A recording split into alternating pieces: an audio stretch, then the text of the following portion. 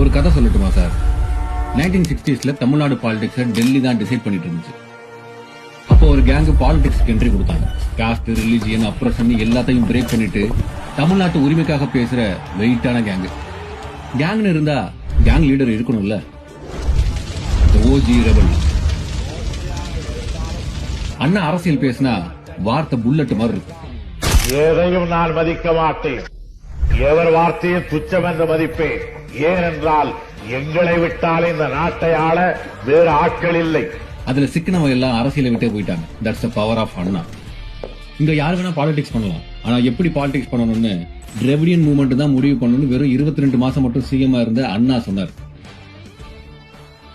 அண்ணா சொல்லி கொடுத்த வார்த்தை, நாம என்ன அடிமையா? நாம தான் ரூல் பண்றோம். அந்த லெகசி எப்பவும் ஸ்டாப் ஆகுது சார். தமிழ்நாட்டில் எத்தனை பொலிட்டிஷியன்ஸ் இருந்தாலும் அவங்க எல்லாருக்கும் கேங் லீடர் அண்ணா தான்.